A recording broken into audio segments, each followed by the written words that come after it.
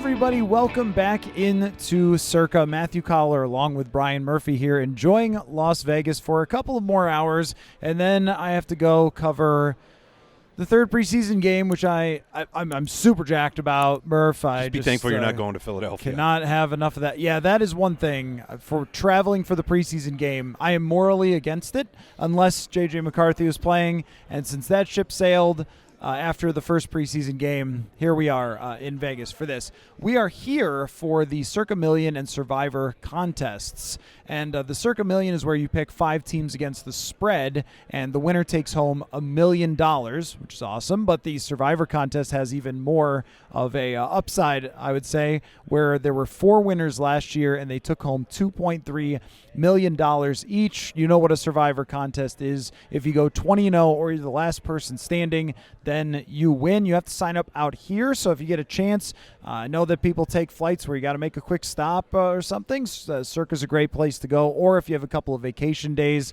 feel free to come out here. It is one of our favorite places on earth. It is the easiest promotion I will ever have in my life, is to talk about how we love Circa. So circalasvegas.com, the place to check it out. And of course, you have to get in on this before the season starts. That should be obvious, but worth mentioning. So Brian and I are going to answer some Viking fan questions. Friday mailbag day. Friday mailbag. I got a ton of mailbag questions, so I wanted to bring some of the most interesting ones to the show. So I'm going to start out, and we're just going to answer all the way through, and then I want to hear you tell me who you think wins the Super Bowl. That's my Friday mailbag question to you. Okay, who wins I like the that. Super Bowl. Let's start out with Jay Halada 316. Says, the measure of a successful season changed with McCarthy's injury. With Darnold under center for the full season, how should we define success? Brian, how should we define success this season for the Minnesota Vikings? I would define it in almost like 2 parts. The first 4 to 5 weeks of the season, as we discussed in our schedule breakdown, they have to remain relevant. They can't afford a 2 or 3 game losing skid going into the bye after that game against the Jets in London. They need to be I feel like they're going to be about 3-2 heading into that bye, and that's where the buzzsaw portion of their schedule comes in. To be successful, you want to be playing relevant games in December. I think they're going to be able to do that. I think they're going to toggle back and forth between 500 for most of the season, but that final stretch of games with Chicago, Green Bay, and Detroit at the end of the season is going to determine, obviously, not only whether the Vikings are battling for potentially 9 wins and maybe a wild card spot, but it's going to determine what the NFC North is going to look like. And I just think the stakes are going to be higher, certainly for the Packers and the Lions. I think the Bears are ascending. So I think this is the one year the Vikings can't afford the NFC North to be as strong as it is, and unfortunately it is. So you're looking at this as far as a successful season through 8 how wins. many games you win, which is how it's done in pro sports oftentimes. That's just a Diet Coke, by the way. By the way, there's no booze in there whatsoever. It's still 11:45 Pacific. That may have been a little bit different the last time we were out here in December. Well, 12 hours ago, too. Right, we won't talk about that. But I look at it as that there's other ways that this can be successful other than just 9 wins, that there's a little bit of you know it when you see it type of success, meaning if Sam Darnold struggles, but a lot of other things happen that are good for the future. Players ascend, players who you spent a lot of money on look like stars for you, that you feel good about the coach, feel good about Brian Flores where he stands, because I don't think he's going anywhere. Be here long. Right. I think. Well, you don't think so? I don't think he's going to get a head coaching job. Not with the litigation pending. Right. And what Tua said and everything else is going to be pretty tough for him. If I feel like the entire team has the pieces in place to go forward with around J.J. McCarthy, then you can win 7 games and have it still be successful. Now, I'm sure there are some people who would look at that or listen to that and say, what? What are you? You a loser? Is this the participation trophy season? And unfortunately, in some ways it is. It has to be if that's the case. If they win 7 and we're talking about how, hey, Ty Chandler's really a guy for them, that is a little bit of a participation trophy type of season. But I think that the overall sentiment when you get to the end of the year, did they battle under Kevin O'Connell? Did the offense look better? Was Darnold could be a better version of himself ever, and they still win 7 games based on this schedule. Do we feel good about a lot of the things that will matter going into 2025 rather than just looking at it like 8, 9, 10, or 7? If you're 6 or less, then everything went really wrong. If you're 10 or more, then everything went really right. In between there, I think that there's enough ambiguity of field goals, fumbles, interceptions, tip passes, all the randomness that is the NFL, that I could still walk away feeling good about what's going to happen next without them making the playoffs, without them getting to it above 500. And did those offseason bets and roster moves pay off? Yep. Because that's obviously going to give the front office more credibility. Did Kevin O'Connell manage to avoid losing streaks, to avoid sort of soul-crushing moments in the schedule where you knew the season was over? Those are measurable. Those are measurable achievements beyond your win and loss record as well. I think you have to go into this thinking, man, if they hammer and tong their way into a 9-win wild card season, feel great about it. If it falls a game or two short, but there's momentum building, take it for what it's worth. It's a transition year. Right. Yeah. I think if they get to 9, 10 plus, then it would be almost impossible to argue that it was a bad season. If they're right there in the playoff race, if they're going to Detroit with a postseason chance, I just think there are other ways that don't have to be above 500 that would make you feel like it's the right track that they're headed on. So success is a little bit of a moving target, I think, for this team, if it's not really good success. Skol 8084, can't imagine what those numbers might be, says there's no way that KOC and Kwesi don't get more time, right? Not perfect by any stretch, but given the constraints due to both ownership, expectations, and player injuries, I feel they've acquitted themselves quite well. So what he's asking is really connected to the contract extension bit of this, that they deserve more time. And I'm a little bit of two minds on this, Murph, because in one way, if you go 3 straight seasons with 0 playoff wins, there's not a lot of coaches that get many more seasons than that or big contract extensions. At the same time, this isn't just a win-loss thing. We have to understand the entire context of what has happened here since these guys have taken over and where this thing appears to be going. But how do you feel about what the ramifications for the head coach and GM could be if they don't have a great season, and do they deserve more time if it goes badly? Again, it all depends on optics. I mean, 6 wins would be they'd be defending their lives essentially with 6 wins. But did the offseason bets pay off? Did the investment pay off? Is it building kind of a structure because you know next offseason when Cousins' contract comes off the books, they're going to be flush with cash to spend? Did Kevin O'Connell manage Sam Darnold into serviceable play? Did he manage we don't have that anticipation of what will McCarthy show. That has to also factor into how you evaluate O'Connell, because so much of what it is his quarterback whispering. So it's going to all be whether he can whisper Darnold into resurrecting his career. 6 wins, bad breaks, missed field goals, a couple of unforeseen events, a weather game. You could mitigate it.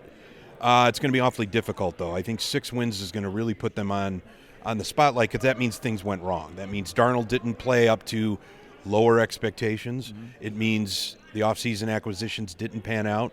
It means Brian Flores could only do so much with his defense.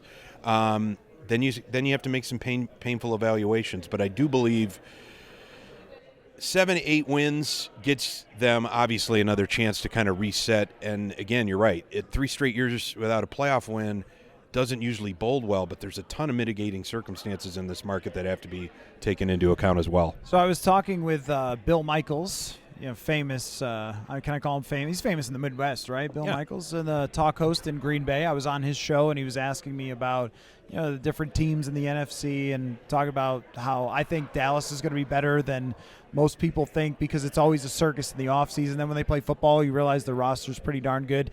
But what I mentioned to him was that the Packers, I think, have an advantage by not having owners, because there's no one to be reactionary, that the football people are allowed to just plot out the football things on timelines, which you have to work on in a league of 32 teams. You can't just go into an offseason and say, we're going to sign 2 big players. It's not basketball where you can just sign 1 or 2 big players and you're a completely different franchise. it takes time to build these things up. And I think that when the Wilfs evaluate Kwesi and Kevin O'Connell, they have to do it through the lens of a timeline of when would it be right to really hold their feet to the fire with this. And I don't think that's this year. I'm not even sure that's next year. And if it's not toxic and it's not ugly, then see it through.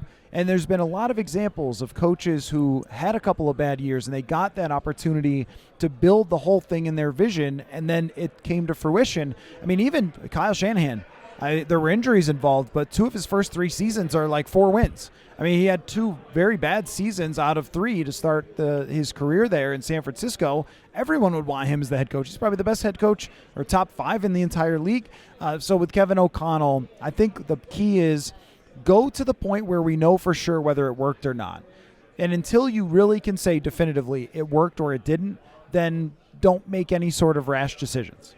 Yeah, and I don't think the Wilfs are in a position right now. They don't strike me as making too many rash decisions. They made the obvious moves with Zimmer and Spielman. They made the obvious moves way back when with Leslie Frazier and Brad Childress. But I don't see a scenario where they're going to want to blow this up again and start over. I mean, they put a lot of chips in the middle of the table by betting young and innovative, and this is going to say a lot about them if they pull the plug on that too soon. But again, you mentioned toxicity. You mentioned the ability or the inability of O'Connell to take a 1 or 2 game streak from turning into a 4 or 5 game streak. That's going to be on him to be measured as well. No, I agree, and I think that you can take a lot away from this if you're the Wilfs to decide how confident you are and maybe the length of an extension. If they win 10 games, then you could say, wow, that was a heck of a coaching job. And if they win 3 games, you could say there's no way it was a good coaching job if you win 3 games. That's not possible. But anything in the middle, just keep going. Keep going. How can you not evaluate Kevin O'Connell with a full season of James J. McCarthy under center? Otherwise, your whole plan and your whole vision is thrown out the window. I think in a rational world, you need 2 full seasons of J.J. McCarthy, and by the end of those, you'll know. But that's not the universe that we live in the NFL. And if you were to go this season and next season without making the playoffs, then you're probably making a coaching change. And that I don't always think that's the right way to go about it, even though I'm sure that Vikings fans will feel like their days are being sucked away from them. But this is the right way to get there. Nobody gets there quick. Even when you draft a great quarterback, it doesn't usually happen quick. The Kansas City Chiefs, the roster they gave to Patrick Mahomes was built over years, and the coach that they got was, it took some time to get to that point. So we'll see how they end up approaching it. I think that this wouldn't be much of a discussion if Mark Wilf hadn't said publicly that there's no extension. If he had not said that, then we would not be having this conversation. KU Fulch on Twitter. I don't know. Got anything? I don't know how to say that. But Kufulch. Yeah, okay, whatever. You know who you are. If you met someone from the future... Oh, this is nuanced. Yeah, this is the question here. If you met someone from the future, would you want them to tell you if and when the Vikings win the Super Bowl? The answer could be 4, 25, 50, 75 years, or never into the future. Would you want to know the answer, or would you want to live year by year not knowing if it's going to happen? So if someone offered you the opportunity... Sounds conflicted in life. Right, yeah. They offered you, it's Back to the Future, and Doc Brown comes back and says, I got something to tell you about your favorite team, that they're going to either never win or they're going to win in the year whatever. These specific years. Would you want to know the answer or not? That's a fun question. It is. If I were able to look into the future about anything, I wouldn't necessarily waste it on what the Vikings are going to do. But I, as a fan and as somebody of a consumer of this unscripted entertainment, I would absolutely not want to know. I want to go into every season hoping it might happen, bracing yourself for it not happening, being scarred along the way, but at least enjoying the ride. How fun would it be to know this is the year they're going to go 14-3, this is the year that they're going to roll through the playoffs easily, and we're going to stomp our way to a championship? Would that make you feel... Then all you want to do, it's like Christmas. Then you just can't wait till December 25th. You're going to want to know the answer. You already know the answer. There is an in-between here, which I think would be knowing that it happens... But not when. When, yes. So you take the edge off. However... But you might be 80 years old. That's the point, right? If you were getting to your 80s and you're going, is this going to happen or not? in your lifetime. How about that? If that was going to be the answer, if you just said, if you go into the future, you know how long I live. So is it going to be in my lifetime? Then that answer I think I would want. But then you don't want the other answer, because if they were going to tell you don't want too much certainty, right? If they were going to tell you, no, sorry, it doesn't happen in your lifetime, you're like, then your lifetime may be shorter. Well, but what's the point then? What are we covering this for? What are we talking about this for? What, you would just quit watching them and go watch another team. It's unscripted entertainment. It's all we've got left. Why would you not want to do that? No way, KU Fulich. We don't want to know the answers. If we did, then we would do something else and not play sports, because that's. If I knew the answers, I would plug in a few more topics first before whether the Vikings would ever win a Super Bowl. By the way, I think it's going to happen. You think so? If the Red Sox and Cubs were able to end their curses, the Vikings will eventually win a Super Bowl. I agree. In my lifetime. In 2027, so keep subscribing to Purple Insider on the way there. You're predicting that, Am I right? Yeah. I feel the same way, that you're only as cursed as your quarterback situation most of the time in football. And the New Orleans Saints are the team I always go back to, because they were so cursed before Drew Brees. And then they won, and all of a sudden everything is different. And they've had horrible things happen to them. I know everyone's very sad about that in Minnesota, but they've had the Minneapolis Miracle happen to them, the Kyle Rudolph touchdown, the pass interference that wasn't, and they can always go, it's all right, we won a Super Bowl. That's correct. And so someday I think it will happen for the Minnesota Vikings.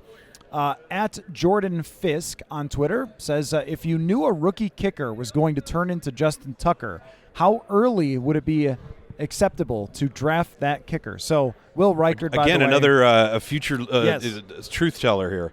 Will Reichert has just been amazing in training camp, and everyone flinches when you say that. I know this guy, I am not kidding, is by far the best training camp preseason kicker I have seen since I've covered football.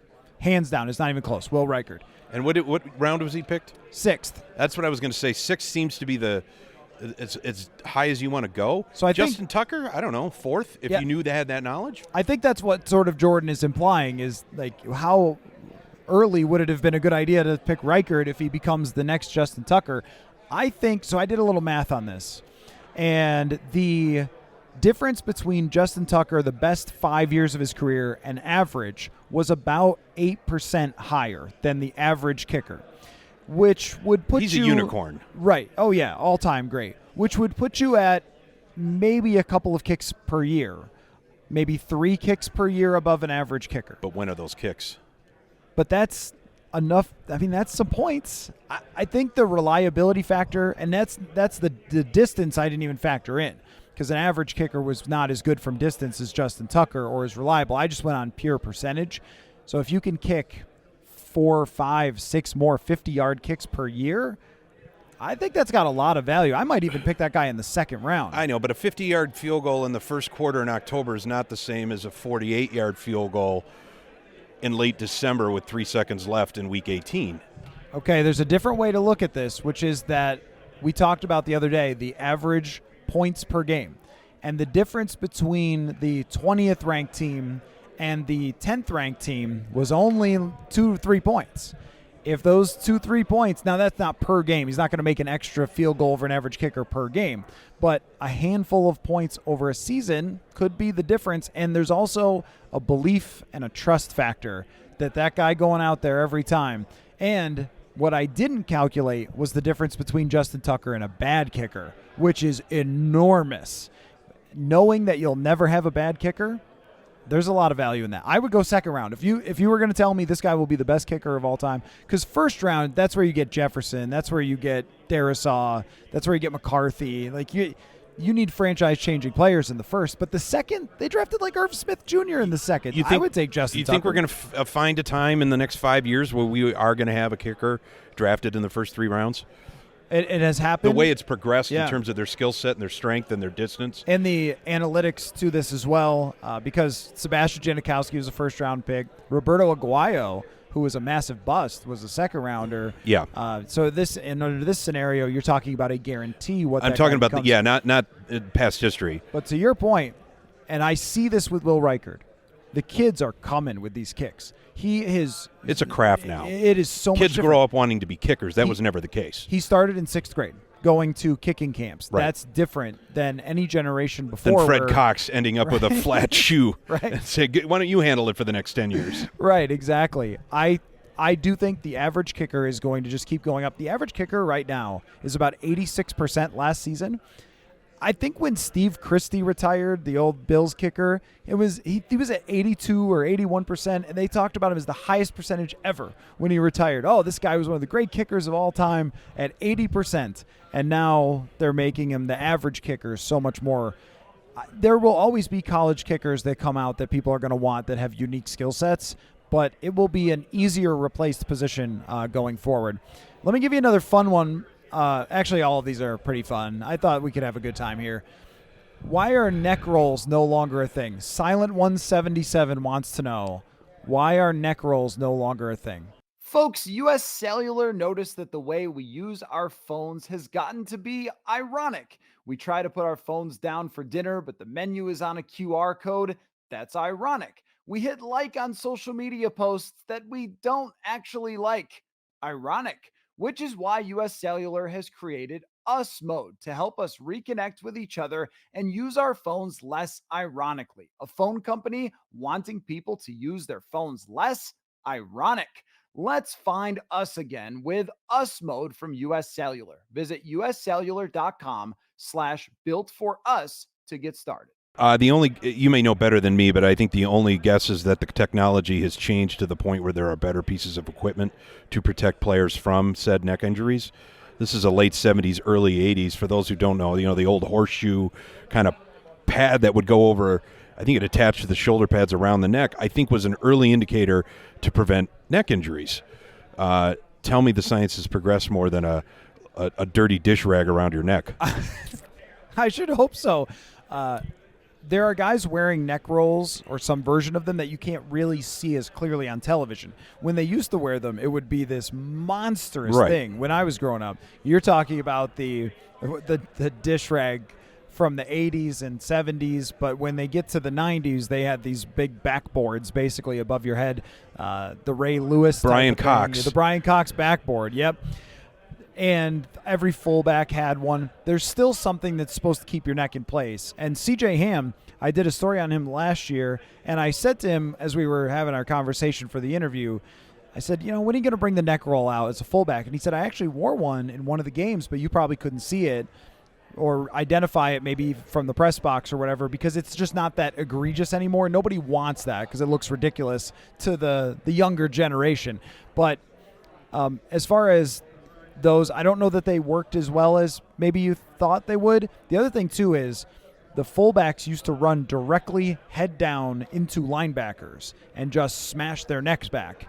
And linebackers used to run head down directly into guards and fullbacks with their head down and then get smashed back. Safeties used to dive with their heads toward receivers. Nobody does this stuff anymore.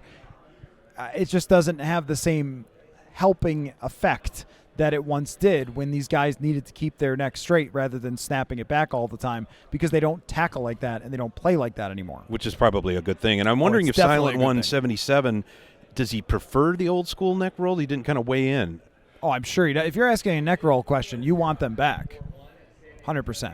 Thank you, Silent. I want the unpadded chin straps back, too, or the single bars for all your quarterbacks and kickers. Oh, very, very safe. Yeah, very safe. Now, what I used to like, and we had these as kids, we got for maybe our birthdays or Christmas, we got football helmets, me and my brother, and they had those padded chin straps that were plastic on the outside, and they were a color. So if you were the Raiders, they would be like a black one, or if you're the Packers, it might be green or something. I don't know where those went. Now we just have these regular chin straps. Inevitably led to cuts and stitches if you took a hit the wrong way. So. Oh, is that what happened? Yeah.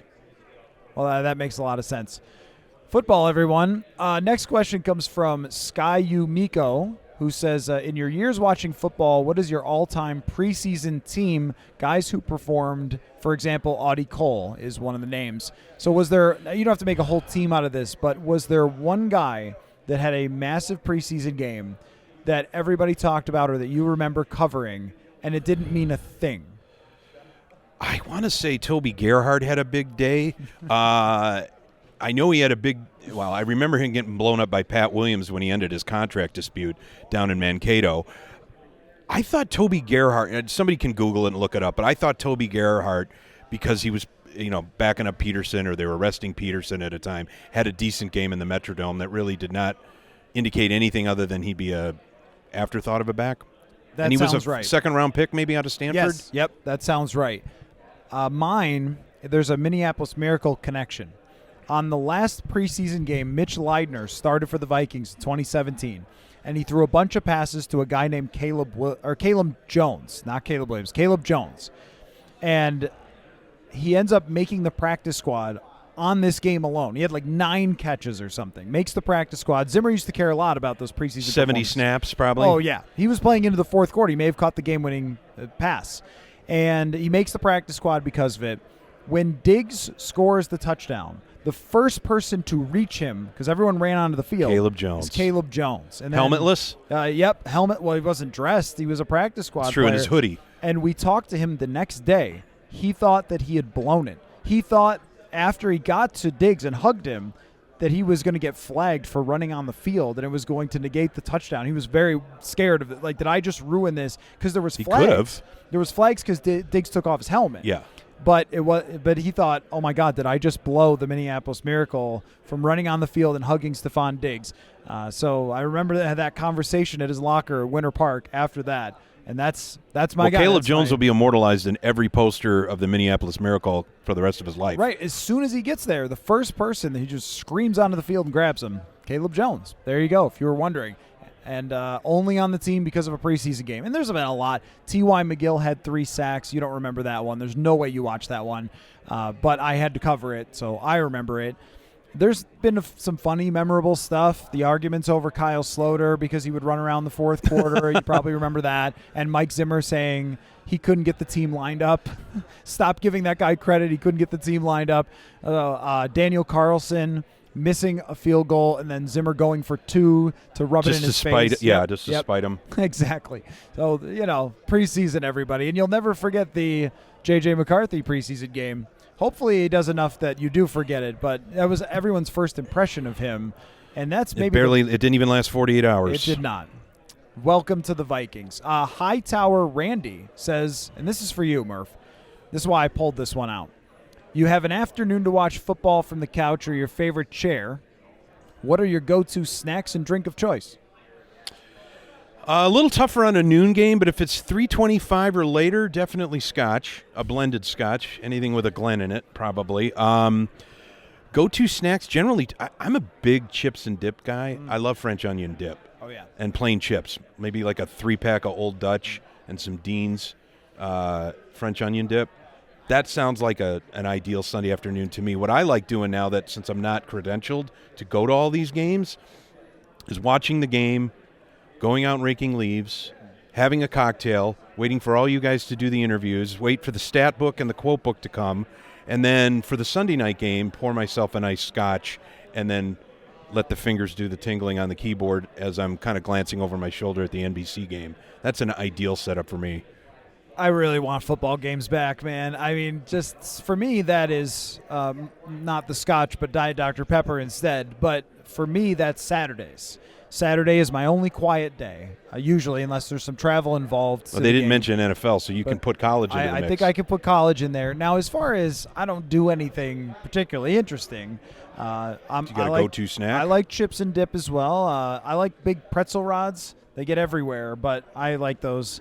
They mix nicely with the Diet Dr. Pepper. What a conversation this is. But on a fall day, Hightower Randy asked. On a fall day, you get one of those slightly warm fall days, crack the window, Alabama-Auburn on the TV, get the pretzels out. I mean, that's the good stuff right there. The only thing that would make it better if Vern Lundquist was still calling. I know. That's the good stuff right there, though. And usually I'm doing some sort of prep for the next day or whatever else, kind of on the laptop the same way as you. Go to the airport. Yeah, the travel is never fun because then you have to miss a lot of the college games. And the last couple of years I've tried to pay a lot more attention, especially last year with all the quarterbacks. Sure. But I've tried to pay a lot more attention to college football, and it's so different and so ridiculous. It's just ridiculous. Every week is just calamity after disaster after hysterical thing that happens, and I am so captivated by it. So I'm in. I can't wait till that starts. Next question comes from Pat the Pingu. who says, what's your favorite recent player who doesn't get as much credit as they should have? Mine is Golden Tate. Dude used to kill us when he was in Detroit. So you could go with Murph here, a player that didn't get as much credit, but you always gave him a lot of respect. Or I would even add on to this, a player that always crushed the Vikings that you looked at with a lot of reverence that maybe wasn't always talked about. Well, unfortunately, it is always talked about, but I always thought Aaron Rodgers in his prime. This is not the question. Well, then I can't come up. My favorite recent player doesn't get as much credit as they deserve. Rodgers gets enough. Yeah, you're right. I'll give you an example. Kenny Clark. Help me, trigger something in Kenny me. Clark from the Packers absolutely demolishes the Minnesota Vikings every single time he plays them. He owns Garrett Bradbury. Garrett Bradbury would have much better PFF grades if he just did not have to play this one man. But this defensive tackle eats the Vikings alive every single time. And a great point about Golden Tate. I mean, we could go through the rest of the league. There's probably one player on every team that's who had his moments. Yeah, hey, he's, whatever. But I think the connection being this guy tends to crush the Vikings. And the other one for me is Jared Goff that gets brought up on the show a lot, but I have a lot of respect for Goff in part because he had some moments in games the Lions weren't even relevant at, too. Yeah, but also against the Vikings, against the Vikings, I'm saying. Well, getting their first win in 2021. Amon St. Brown. Yep, exactly. Any names? Nothing's coming in my head. I've sort of repressed a lot of these afterthought names. Like I can barely look. I don't even know who half the NFL coaches are today. I can't remember a preseason game from 10 years ago, or like who would normally crush the Vikings. Obviously, Rodgers was the one that of course, he's talked about. But in his prime, he was even in Mike Zimmer's head, I think, to a degree. And not too many people got in there. For a while, Stafford was that guy, and then they kind of owned Stafford after that once Zimmer's defense got to be really good. Yeah, there's, over the years, dozens of players who you could include in this. A guy who comes to mind for me, Robert Woods, used to play for the Rams, the Bills when I covered him. Was just perpetually underrated, was a good pass catcher, was very tough in the run game, and is sort of what's missing for the Vikings right now. But you could probably come up with 50 guys that deserve that. This was one. Daniel Jones? Yeah. We'll see him week one. He had one big shining moment in January of 23. Will he repeat that on week one? I like that answer. All right. Next one comes from Tree J. Co. Says, what are the games you're looking forward to, the most forward to, and what should their record be through the first 8 games? And that's part one. So there's 2-part question. So what's the games that you're looking most forward to on the Vikings schedule? We just went through the schedule. I would say chronologically and right off the top of my head, the home opener against San Francisco, clearly an obvious measuring stick against an elite NFL team that the Vikings actually beat last year. I don't see them prevailing, but I'd like to see how they stack up in a pretty good matchup with KOC and Kyle Shanahan too. I think the first game against the Lions, which I believe it's in Minnesota, I think that's going to be an interesting matchup because I do believe the Lions are the team to beat. The Vikings know that. Maybe a little bit of a vengeance game there for T.J. Hawkinson, and if he gets back into the lineup. And then how can you not overlook Kirk Cousins coming back in December, assuming he's healthy, for his homecoming at U.S. Bank Stadium? Those are the 3 that come to mind. I really want to see C.J. Stroud in person. I can't, just connecting to the last question, I can't really form an opinion on somebody until I've seen them in person. Like this, when he mentioned being underrated, that was the hard part of that question. But guys who have wowed me would include someone like Saquon Barkley that I didn't have a huge opinion on, but then when he played against the Vikings in those 2 games, sure, the number of times that he should have been tackled and wasn't tackled, I thought maybe they wasted Saquon Barkley with a bad organization there, and he was really great. But with the Texans, I want to see C.J. Stroud. I want to see what it looks like. Yeah, I mean, I know the hype's real. He's great. He was in the playoffs last year. He's a super talent. He's a high draft pick. He's an incredible dude as far as his football mind, how it works. And we've learned a lot more about that this offseason with some of the interviews that he's done and podcasts and stuff like that. But I want to see how he handles Brian Flores' defense because that's a elite football mind for a quarterback. You like the chess match of this one? I really do, versus a guy who's going to try to find any weakness in C.J. Stroud's game. It's Diggs, it's Hunter, it's all that, but it's really Stroud versus Brian Flores that I think should be such a good matchup. And the other part of it, their record through 8 games, we talked about that on our other show. I think I had them at 4-4. 4-4 is maybe the best case scenario. Now, part 2 to this question, would you rather trade Aaron Jones for draft capital if we start off slow, or do you think that he could go year to year with him and draft his replacement in 2025? It almost sounds like he answered his own question with the latter part of it. Yeah, I mean, I think that if they start off really badly, and that means like 2-4, you have no other choice. Because the trade deadline's around November 1st? Yeah, you really have no other choice except for to trade him away, along with Harrison Phillips, Cam Bynum, anybody that you don't think is going to stay and is an upcoming free agent you have to move on from. Last year they made a mistake not moving Danielle Hunter, and they tried too hard, we're going to make the playoffs, and we can do it with Josh Dobbs and all that. And if they had lost the game against the Packers and not won that game, they probably would have traded Danielle Hunter and had an extra draft pick to use that went by the wayside. That's a very baseball mentality that the NFL hasn't adopted, even though the trade deadline's become more active in recent years. It's a tough message to send to your fan base after week 9. It is.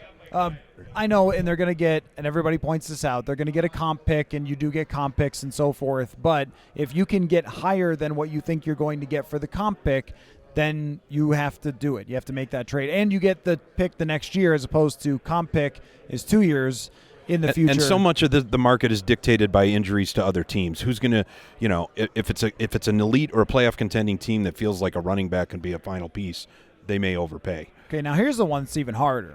It's Sam Darnold is the hard one. Because if Sam Darnold were to play okay, but they lose 5 out of their first 6, now, then they get to the easier part of the schedule where they have Jacksonville, Tennessee, Chicago. But if you're 1-6 and there's another team that has their quarterback hurt that says, hey, we play a similar system to you. Let's say it's the Rams. Matt Stafford gets hurt. And Sean McVay calls Kevin O'Connell and says, I'm willing to overpay. You guys are right. We'll give you a second-round draft pick for Sam Darnold because he can come out and run our offense. You got to do it if you're the Vikings, right? Yeah, practically you do. Pragmatically, we always talk about these moves that – makes sense on paper, but then it's always back to messaging. What are you selling? What are you promising? What are you not promising? What are you underselling? How are you packaging this to the fan base to say we're literally pulling the plug without saying we're pulling the plug? All right, let me get my sheet. It's my sheet. This is all of Circa's, there's a million of these. All of Circa's NFL futures here. We've been looking at the win-loss quite a bit. I want to look at the Super Bowl odds. Oh, okay. Okay, because this is my Friday mailbag question to you to end the show here.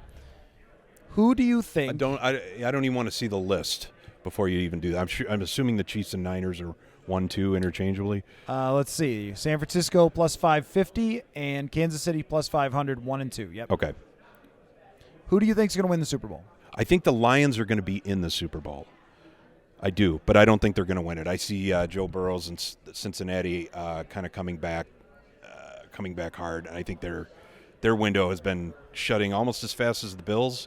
I think this might be the season. I think they got a week 2 or 3 matchup, Burrows and Mahomes. I think this is Burrows is due to get over that Mahomes hump. I think he's due to get into the Super Bowl. I see the Bengals taking down the Lions. Bengals taking down the Lions. That's bold. Where are the Bengals at? They are at plus 1275, which is in the upper end. They're a little higher than the Bills on this list. They're a little lower than Baltimore, higher than the Texans. That's interesting that they're higher than the Texans because I feel like the Texans are the classic team that takes the next step with the young quarterback and ends up in the Super Bowl. So I'm going to go with the Texans representing the American Football Conference and the National Football Conference, the Green Bay. No, I'm just kidding. Come on, guys. Just messing with you. I'm going to go Dallas Cowboys. An all-Texas Super Bowl. Houston versus How insufferable Dallas. Would that be? The worst. Although, everyone would be cheering for C.J. Stroud. Yeah, they would be. No question. Because considering I predicted Mike McCarthy would get fired after 6 weeks, I don't know if I've got a really credible take on this. I like your idea with Stroud. I like your idea with Houston sort of being poised to be that team that finally, kind of like Cincinnati was maybe 2 or 3 years ago, kind of like Buffalo was 3 or 4 years ago. They can slither through all the projected heavyweights and catch lightning in a bottle if Stroud is really the real deal on that. That said, Dallas, you see breaking the 30-year drought? No, because they've just screwed it up at the playoffs so many times. I don't really see it. No one has good odds, right? I mean, do I really think they're going to do it? I don't know. But here's why I want to pick them. Because, well, one, everyone's picking San Francisco, and I understand why, and everyone's picking Detroit. So I thought, well, who else would have the best chance? Because I agree with those two teams. They're the strongest rosters. But I think that there have been enough instances over the years of a team that gets to the doorstep or has an amazing regular season over and over again, and then one year it just works. This is why I'm doing it. Not because I think Dak will be clutch in the playoffs. I don't know. You just never know who's going to be clutch or not. It just seems to be a thing that happens in football. Once upon a time, Peyton Manning wasn't clutch, and they would go to the playoffs, and Peyton Manning wouldn't play that good, and they would fall apart. It happened with New Orleans. They got Breeze, and then they eventually won the Super Bowl, but I think they lost the game to San Francisco eventually at some point there. There's been a lot of these teams that kind of knock on the door, and finally get there to the Super Bowl. Atlanta with Matt Ryan. Remember the throw to Tony Gonzalez that was broken up in the end zone? They lose out.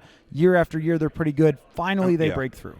And even someone like Matthew Stafford with the Rams had knocked on the door and had good offenses in 17, 18, and then they get Stafford and they finally get through. But usually it's the final piece added. The Cowboys have had this roster churning for so long. I agree, and that's why what are their chances? I don't think they're that high. Top 5, right? They are plus 1750, which puts them in the same ballpark as a team like the Bills. And they're lower than Green Bay. I'm not sure that I would have them lower than Green Bay. If you have the top offense in the league over and over again, it has to work eventually, is what I've been saying about Dallas for like 4 years. And I'm just going to keep going with it. And no one likes that take, and it would be the most obnoxious thing of all time. But it just feels like they're due. Once all the analysts swing against the team that has this much talent, that they always are wrong. That's what I'm going with. So you're being a contrarian more than that's what I'm trying to do. You're not here. that faithful on Dallas. You're just more. No.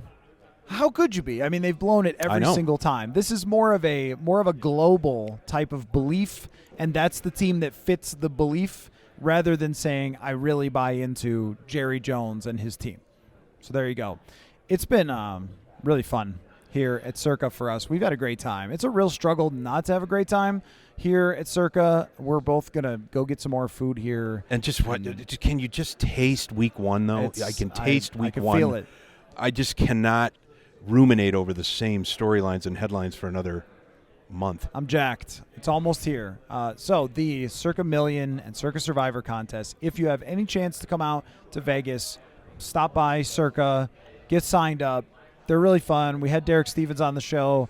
He talked about all the different strategies for Survivor Leagues. This is the ultimate Survivor League, which we went back and forth on strategy and different ways that you approach it. It's just such an interesting and fun thing. So we appreciate Circa so much for having us out here. It's been a great time. Great hosts. And thanks, Brian, for making the trip. How could I say no? It's tough on you. I know. You made it. But thanks, everybody, for listening, and we'll see you back in Minnesota. Thanks.